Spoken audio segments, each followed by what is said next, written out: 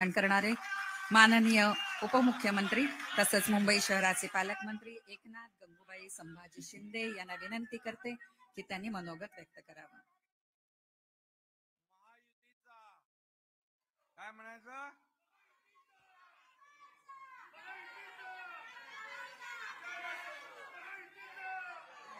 आज अतिशय चांगला दिवस आहे, आनंदाचा दिवस आहे. म्हाडाच्या बीडीडी चाळ पुनर्विकास प्रकल्पातल्या 556 सदनिकांचा वितरण समारंभ होतोय. या प्रसंगी उपस्थित आपल्या राज्याचे लोकप्रिय मुख्यमंत्री देवेंद्र फडणवीस साहेब, आपले धडाडीचे उपमुख्यमंत्री अजितदादा पवार साहेब, उपसभापती डॉक्टर नीलमताई गोरे, मंत्री कौशल्य विकास मंगल प्रभात लोढाजी, सांस्कृतिक विभागाचे मंत्री आशिष शेलारजी, आमच्या विभागाचे गृहनिर्माण विभागाचे राज्यमंत्री डॉक्टर पंकज भोयर, खासदार मिलिंद देवराव, आमदार कालिदास कोळंबकरजी, आमदार सचिन आहिर, आमदार सुनील शिंदे, आमदार महेश सावंत, माजी आमदार सदा सरवणकर, माजी आमदार किरण पावसकर, राजू वाघमारे, इथं झेंडे साहेब पण म्हाडात होते, ते पण आहे तिकडे, असीम कुमार गुप्ता, शंभरकर, बोरीकर, सर्व व्यासपीठावरील सन्मान्य मान्यवर आणि टाटाचे प्रकाश पाटील आणि राहुल कटियाल, विवेक भोळे वास्तुविशारद आणि सर्व पदाधिकारी आणि मान्यवर सर्व अधिकारी, मी सर्वात प्रथम आजच्या या शुभारंभ प्रसंगी ज्यांना आज घरांच्या किल्ल्या मिळाल्या त्यांचं अभिनंदन करतो, त्यांना मनापासून खूप खूप शुभेच्छा देतो. खरं म्हणजे उद्या आपल्या देशाचा स्वातंत्र्य दिन आहे आणि स्वातंत्र्य दिनाच्या देखील आपल्या सगळ्यांना खूप खूप शुभेच्छा मनापासून देतो. आणि स्वातंत्र्य दिनाच्या पूर्वसंध्येला नाही, आपल्या दिवसालाच आज आपण बीडीडी रहिवाशांना त्यांच्या हक्काच्या घरांच्या किल्ल्या या ठिकाणी वाटप करतोय. आणि उद्या म्हणजे आजच जातील सगळे, पण उद्या आपला झेंडा तिरंगा आपल्या घरावर फडकवा उद्या. आणि उपस्थित सर्व मान्यवर तर आहेतच, पण माझ्या लाडक्या बहिणी पण आहेत उपस्थित. लाडक्या बहिणी आहेत, लाडके भाऊ आहेत आणि सर्व रहिवासी आहेत. खरं म्हणजे घर हे प्रत्येकाचं स्वप्न असतं आणि घरासारखं घर असावं, नको नुसत्या भिंती. आणि म्हणून आता या ठिकाणी एक आनंदाचा दिवस आपल्या सर्वांच्या आयुष्यामध्ये आहे, आलाय. कारण 100, 150, 160 स्क्वेअर फीट मध्ये आपण राहिलात. अनेक लोकांनी भावना व्यक्त केल्या आणि अजितदादा तर प्रत्येकाला विचारत होते, कुठलं गाव आहे, कुठे राहता, किती वर्षापासून राहता, आता कसं वाटतंय, सगळं म्हणजे एक बारकाईने ते आस्थेवाईकपणे चौकशी करत होते. आणि कामही पाहताना त्यांची एक जी काही त्या बांधकामावर कसं बांधकाम असावं याच्यावर देखील बारकाईने ते पाहत होते. खरं म्हणजे अतिशय चांगलं बांधकाम या ठिकाणी केलंय. म्हणून मी टाटा आणि कुठला कॅपिसाइट या दोघांचंही मनापासून अभिनंदन करतो. कारण शेवटी बघा, चांगलं काम करणाऱ्याचं अभिनंदन आपण केलंच पाहिजे. कारण शेवटी आपण बघतो म्हाडाची पूर्वीची घरं आणि आताची याच्यामध्ये खूप फरक आहे. आणि आम्ही पाहिलं की त्यांना जसं सेलेबल कॉम्पोनंट जसं ते बांधतायत तसंच रिहॅबचं देखील क्वालिटी त्यांनी ठेवलेली आहे. आणि म्हणून इतरही बांधकाम क्षेत्रातल्या लोकांनी इथं येऊन पाहावं की बांधकाम कसं केलं पाहिजे. क्वालिटी बांधकाम केलेलं आहे, चांगल्या उत्तम दर्जाचं बांधकाम केलेलं आहे. पुढचे 100 वर्ष काही होणार नाही आणि तुम्हाला 12 वर्ष देखील मेंटेनन्स फ्री केलेलं आहे. त्यामुळे तोही एक चांगला पार्ट आहे तुमच्या या घर घेण्यामध्ये. आणि खरं म्हणजे आज किती वर्षापासून आपण हे स्वप्न पाहताय, अनेक वर्षापासून, मला वाटतं 3-3 4-4 पिढ्यांपासून लोक आपल्या ह्या घरात राहत आहेत. आणि ब्रिटिश सरकारने ही घरं कामगारांसाठी बांधली. मला वाटतं त्यावेळेस काही वेळेस कैदी देखील ठेवले या इथे. नंतर कामगार आले. त्याच्यानंतर आपण सगळे 4-4 पिढ्या या घरात राहताय आणि अतिशय छोट्या खोलीमध्ये आपण आपला संसार थाटला. आणि आपण लहानाचे या ठिकाणी 4 पिढ्या म्हणजे खूप मोठी, 3 पिढ्या, 4 पिढ्या. आणि बघितलं तर इथं अनेक सगळ्याच दादा विचारत होते त्यामुळे सगळं कळत होते. आमच्या पण तालुक्यातला एक माणूस दिसला तिकडे. आणि फक्त महाराष्ट्रातलेच नाही तर इतर राज्यातले लोक पण इथं आहेत. म्हणजे एक आपण पाहू की सगळ्यांचा एक सर्व संपूर्ण देशभरातले लोक या बीडीडी चाळीमध्ये राहत आहेत एकोप्याने, गुन्हा गोविंदाने. ही अतिशय आनंदाची बाब आहे. खरं म्हणजे आता 160 स्क्वेअर फीटचं 2 BHK आणि एकदम पुरेपूर त्या जागेचा वापर पूर्ण केला आहे. आर्किटेक्ट जे आहेत त्यांनी देखील त्यांचे अभिनंदन केलं पाहिजे की पूर्णपणे एक एक इंच जागेचा वापर आपल्याला वापरण्यासाठी केलाय. एक छोटासा कोपरा बघितला, तिथं वॉशिंग मशीन ठेवणार म्हणाले. तो कोपरा देखील त्यांनी सोडला नाही, त्याचाही वापर केला वॉशिंग मशीन ठेवण्यासाठी. आणि म्हणून चांगल्या क्वालिटीचं काम या ठिकाणी केलेलं आहे खऱ्या अर्थाने. आणि म्हणूनच मोडकळीस आलेल्या या चाळीमधून आज आपण मोठ्या टॉवरमध्ये जाताय. हे आनंदाचं फार आजचा दिवस आहे. आणि बघा, महायुती सरकार म्हणून काम करत असताना आम्ही गेले 2.5 वर्ष मी मुख्यमंत्री होतो, आता देवेंद्रजी मुख्यमंत्री आहेत. आम्ही टीम म्हणून काम करतोय. आणि टीम म्हणून काम करत असताना फक्त विकास एके विकास, आमचा अजेंडा विकासाचाच ठेवला आम्ही. आणि आज आपण पाहिलं की मग मुंबईतले रस्ते असतील, कॉन्क्रीटचे सगळे रस्ते करायचं आम्ही घेतलं. पहिला फेज जवळपास कंप्लीट होतोय, दुसरा फेज होतोय.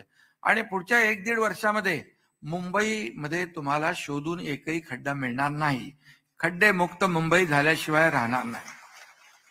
कोस्टल रोड, कोस्टल, अरे बाबा मी एकटा नाही, आम्ही तिघा इकडं. आणि मी पाहिलं की जे प्रकल्प सुरू होते त्याला डबल सगळं मॅन पॉवर मशिनरी लावून वेळेच्या अगोदर प्रकल्प पूर्ण करण्याचं काम केलं. खऱ्या अर्थाने आपण पाहिलं मेट्रोचंही काम पूर्वी कसं चाललं होतं मागच्या 2.5 वर्षामध्ये, त्यानंतर किती स्पीडने सुरू झालं. आणि ते मेट्रोचं नेटवर्क टप्प्याटप्प्याने आपण पुढे नेतोय. प्रधानमंत्री मोदी साहेबांना देखील आम्ही बोलवलं उद्घाटनाला. आणि एक लास्ट माइल कनेक्टिव्हिटी जी आहे ते देण्याचा आपला प्रयत्न आहे, एंड टू एंड कनेक्टिव्हिटी देण्याचा प्रयत्न आहे. त्यामुळे वॉक टू वर्क ही एक संकल्पना आपण अंमलात आणतोय. आणि मला आनंद आहे की अनेक प्रकल्प जे आहेत मोदी साहेबांनी त्याचं भूमिपूजन केलं आणि लोकार्पण देखील करायला मोदी साहेबांना आम्हाला आणण्याची संधी मिळाली. शेवटी योगायोग लागतो. आता हा प्रकल्प देखील आपले देवेंद्र फडणवीस साहेबांच्या मुख्यमंत्री काळात भूमिपूजन झालं आणि आता ते मुख्यमंत्री आहेत. उद्घाटनाला, लोकार्पणाला आज त्यांच्या हस्ते होतंय, त्यांच्या कारकिर्दीत होतंय. आणि गृहनिर्माण मंत्री मी आहे. आणि म्हणून मला आठवत आहे हे मुख्यमंत्री होते तेव्हा मी MSRDCचा मंत्री होता. डब्यात गेलेलं खातं मला दिलं होतं. पण नागपूर मुंबई समृद्धी हायवे केला आम्ही. आणि एक गेम चेंजर प्रकल्प, 20 तासाचं अंतर 7-8 तासावर, गेम चेंजर जादू आहे. आणि आज तिथल्या शेतकऱ्यांना किती फायदा होतोय, राज्याला फायदा होतोय. त्यामुळे असे अनेक प्रकल्प आम्ही सुरू केले आणि ते पुढं त्याला पूर्णत्वास नेण्याचं काम देखील केलेलं आहे. आणि शेवटी काय, शेवटी मुंबई ही एक आर्थिक राजधानी आहे. मुंबई शहरात जगभरातले लोक येतात. पण जे काही आज वाहतूक कोंडी आहे किंवा पूर्वी आपण अनेक वर्ष खड्ड्यातून प्रवास केला, आता खड्ड्यातून प्रवास करावा लागणार नाही, कारण त्याची सर्व व्यवस्था आम्ही केलेली आहे. आणि अजितदादा म्हणतात तसं की हे जे काही बांधकाम जसं चांगलं झालंय तसं मुंबईतले रस्ते देखील आम्ही चांगले करू, मुंबई सुशोभित करू. या ठिकाणी अटल सेतू आपण पाहिला, जिथे 1-1.5 तास लागायचा तिथे 20 मिनिटांमध्ये अटल सेतूने माणूस नव्या मुंबईत पोहोचतो. नव्या मुंबईमध्ये आता तिसरं एअरपोर्ट होतंय, त्याचंही उद्घाटन होणार आहे. या एअरपोर्टवरचा भार कमी होणार. त्यामुळे मुंबई आणि MMR हे जे आहे, मुंबई आणि MMR मध्ये आमूलाग्र बदल घडवण्याचं काम आपलं महायुती सरकार करतंय. आणि जे काही आपलं मोदी साहेबांचं $5 ट्रिलियन इकॉनॉमीचं जे स्वप्न आहे पुढच्या काही काळामध्ये, आता 11व्या नंबरवरून 5व्या क्रमांकावर अर्थव्यवस्था आणली, 4थ्यावर आणली, आता आपल्याला 3ऱ्यावर आणायची आहे. त्याच्यामध्ये महाराष्ट्राचं मोठं योगदान ठरणार आहे. आणि म्हणून मुंबई MMR मध्येच $1 ट्रिलियन नाही, त्याच्यापेक्षा जास्ती $1.5 ट्रिलियन पोटेन्शियल आहे असं नीती आयोगाने म्हटलेलं आहे. त्यामुळे मुंबईमध्ये जे पोटेन्शियल आहे ते विकासासाठी आपल्याला वापरणं गरजेचं आहे. त्यामुळे जे प्रकल्प सुरू आहेत ते वेगामध्ये पुढे नेणं, आणि ते मी काय आज राजकीय बोलू इच्छित नाही, परंतु जे देवेंद्रजींनी काम सुरू केलं त्याला ब्रेक लावला होता, पण मी आल्यानंतर तो ब्रेक काढून टाकला आणि जोरात गाडी पळायला लागली. आता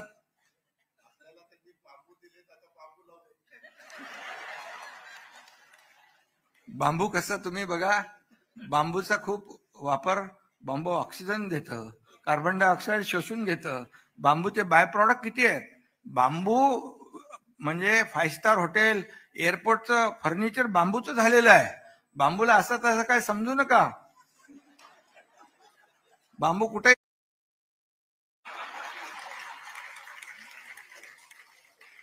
आता आपण असं खरं म्हणजे गंमत नाही, तुम्हाला सांगतो, बांबू लागवडीसाठी आपलं मनरेगा $7 लाख पर हेक्टरी शेतकऱ्याने देते. आज राज्यभरामध्ये मोठ्या प्रमाणावर बांबूची लागवड लागलेली आहे. वेगवेगळ्या व्हरायटी असतात त्या बांबू. त्यामुळे आज बोरीकर तुम्ही शोधून बांबू दिला आम्हाला. पण गमतीचा भाग सोडा, पण अतिशय उपयुक्त बांबू दुर्लक्षित होता, पण प्रधानमंत्री महोदय म्हणाले बांबू बास नाही, बांबू घास आहे, आणि म्हणून त्याच्यातले सगळे अटी शर्ती काढून टाकल्या आणि आता बांबूची लागवड मोठ्या प्रमाणावर आपण करतोय. गमतीचा भाग जाऊ द्या, पण कधी कधी ते कुठे कुठे लावायला लागतात आपल्याला. आणि BDD चाळ जी आहे याच्यामध्ये मोठ्या प्रमाणावर लोक आता राहतील. पुढचं देखील त्यांनी सांगितलं लवकर रिकामे करून द्या, आम्ही लवकर बांधतो. दादा म्हणाले हे विकू नका. असं घर कसं विकणार कोण, एवढं चांगलं नाही विकणार बिलकुल. आता अतिशय अप्रतिम असं क्वालिटीचं घर विकणार का तुम्ही? बिलकुल नाही. आणि म्हणून मगाशी आम्हाला दोघांना निलमताईंनी 2 चिठ्ठ्या दिल्यात की बोले दोघांचे नवरा बायकोच्या नावावर घर करा, म्हणजे कोणी विकणारच नाही. तुमची संमती असेल तर हा. आणि त्यामुळे खरं म्हणजे लाडक्या बहिणींमुळे सगळं झालं ना आपला कार्यक्रम. सगळ्यांचे 5 स्टार हॉटेल बुकिंग सगळं रद्द झालं ना. त्यामुळे लाडक्या बहिणी ज्या आहेत हे इतिहास घडू शकतात. त्यामुळे लाडक्या बहिणींसाठी आपण स्टॅम्प ड्युटीमध्ये दादा पैसे कमी केलेत ना यांचे 1%. त्यामुळे लाडक्या बहिणींसाठी देखील खूप योजना आपण केलेल्या आहेत. आणि म्हणून आम्ही खरं म्हणजे काम करत असतो, आणि कोणी आरोप टीका केले तरी त्याला आरोपाने टीकेने उत्तर देत नाही, कामाने उत्तर देतो. आणि खरं म्हणजे आपण बोलण्यापेक्षा कमी बोलतो आम्ही, पण आपलं काम बोललं पाहिजे. आणि जे काम गेले आहे 2.5-3 वर्षापासून आता सुरू आहे ज्या वेगाने, ते आपल्या समोर आहे. आणि मला आनंद याचा आहे की आता मुंबई जी आहे, मुंबईकर जो बाहेर गेलेला आहे, म्हणजे इकडे नालासोपारा वसई विरार पर्यंत, इकडे खाली कल्याण डोंबिवली अंबरनाथ बदलापूर पर्यंत गेलेला हा मुंबईकर पुन्हा मुंबईमध्ये आपल्याला आणायचं आहे. यासाठी हे BDD ह्याचं एक उत्तम उदाहरण आहे. हिंदुहृदय सम्राट बाळासाहेब ठाकरे यांनी देखील BDD चाळीचा विषय घेतला होता, आणि त्यांनी देखील म्हटलं होतं की 40 लाख लोकांना, झोपडपट्टी वासियांना मोफत घर देण्याचा एक स्वप्न त्यांनी पाहिलं होतं. काही लोकांना वाटलं होणार नाही, परंतु आम्ही तुम्हाला सांगतो हे स्वप्न साकार व्हायला सुरुवात झालेली आहे.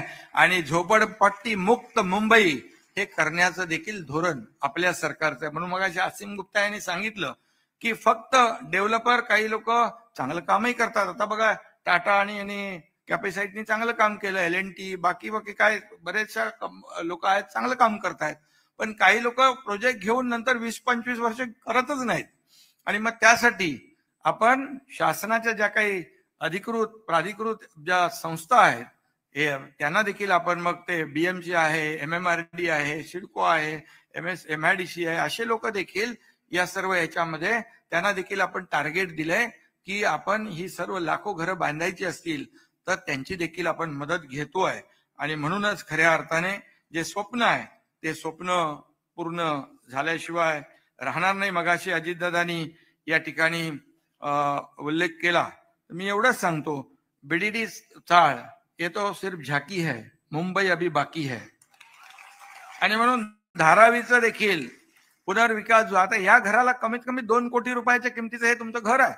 धारावीत देखील घरं होतील तेव्हा देखील जे आज ज्या पद्धतीने राहतायत अगदी चिखलामध्ये गटाराच्या पाण्यातून अगदी अतिशय वाईट परिस्थिती आहे आणि त्यांच्या एका छोट्याशा घरामध्ये एवढे लोक राहतात 10, 12, 8, 5 ते शिफ्ट वाईज झोपतात, शिफ्ट वाईज काम करतात. अशा पद्धतीने त्यांचं जीवनमान आहे.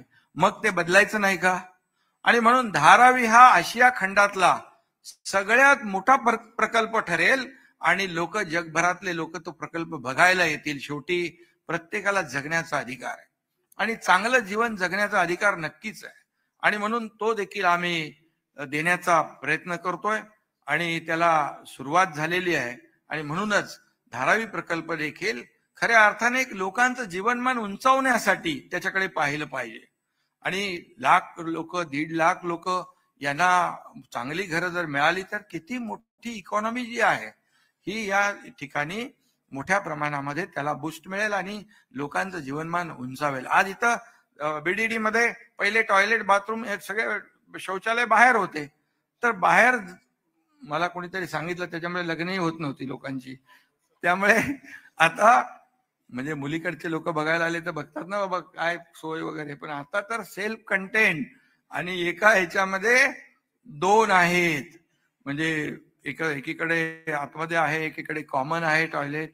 तर हे अतिशय उत्तम सुविधा युक्त असं या ठिकाणी आपण काम केलेलं आहे. टप्प्याटप्प्याने ही घरं मिळतील आणि मला वाटतं की आज गृहनिर्माण विभागाने देखील नवीन पॉलिसी आणलेली आहे आणि त्याच्यामध्ये देखील परवडणारी घरं, परवडणारी भाड्याची घरं, नोकरदार आमच्या लाडक्या बहिणींसाठी घरं, आपल्या स्टुडंट हॉस्टेलसाठी, गिरणी कामगारांसाठी घरं, ही देखील संकल्पना त्याच्यामध्ये आहे.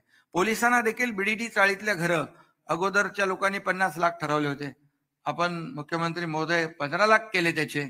शेवटी पोलीस हा रस्त्यावर ऊन वारा पाऊस सगळं करत असतो, सण करत असतो आणि आपल्या लोकांना देखील आपण त्यांच्यामुळे सुरक्षित आहोत. सगळे सण उत्सव आपण साजरे करतो आणि तो देखील आनंदात राहिला पाहिजे, ही देखील भूमिका आपल्या सरकारची आहे. आणि म्हणूनच गिरणी कामगारांसाठी देखील जवळपास आपण 13,000 घरं दिलीत. 1 लाख घरं गिरणी कामगारांना देखील जे आपण त्यांची पात्रता हे केलेली आहे आणि पहिल्यांदा मोठ्या प्रमाणावर अचूक सर्वेक्षण केलं आणि 1 लाख गिरणी कामगारांना देखील घरं देण्याचा संकल्प सरकारने केला आहे. आणि मुख्यमंत्री आम्ही दोघंही अजितदादा आम्ही या ठिकाणी आम्ही जबाबदार आहोत आणि त्यांना घरं देण्याची जबाबदारी आमची आहे. आणि म्हणूनच पुढच्या काही काळामध्ये 5-7 वर्षामध्ये 70,000 कोटींची गुंतवणूक करून 35 लाख घरं बांधण्याचा संकल्प जो आहे आपल्या सरकारचा माहिती टप्प्याटप्प्याने होईल, एकदम होणार नाही, परंतु टप्प्याटप्प्याने देखील सर्वांनी सहकार्य केलं पाहिजे. आणि खऱ्या अर्थाने हे सर्व जे काही झोपडपट्टीमध्ये राहणारे लोक आहे त्यांना क्लस्टरच्या माध्यमातून क्लस्टर आपण आणलं. याचा उद्देश एवढाच होता की स्टँड अलोन बिल्डिंग बांधली तर त्याला कुठलाही ओपन स्पेस नाही मिळणार, त्याला गार्डन मिळणार नाही, त्याला ग्राउंड मिळणार नाही, त्याला क्लब हाऊस मिळणार नाही. आणि म्हणून क्लस्टरमध्ये केल्यानंतर हे सगळ्या गोष्टी अम्युनिटी ज्या आहेत त्या मिळत आहेत, त्याचंही जीवनमान उंचावत आहे. एक मोठ्या संकुलामध्ये आल्यासारखा त्याला त्याचं जीवनमान राहणार आहे. आणि म्हणूनच हे सगळं जे काय आहे आपण या सर्व लोकांसाठी करतोय. आणि मी एवढंच सांगतो की अनेक लोकांनी यासाठी आंदोलनं केली.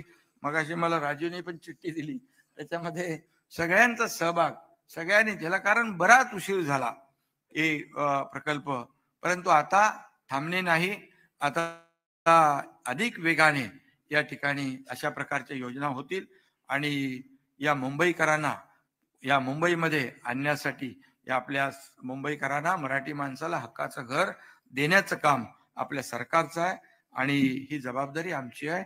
ती पूर्णपणे प्रामाणिकपणे आम्ही पार पाडू आणि यामध्ये सगळ्या लोकांनी सहकार्य केलं पाहिजे, सगळ्यांचा सहभाग असला पाहिजे.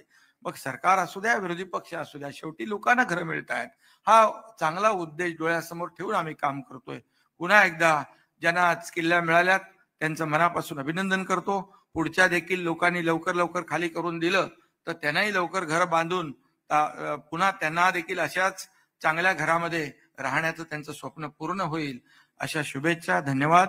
जय हिंद, जय महाराष्ट्र. धन्यवाद शिंदे साहेब. यानंतर या प्रकल्पावर उत्कृष्ट काम करणाऱ्या मान्यवरांचा सत्कार माननीय मुख्यमंत्री करतील.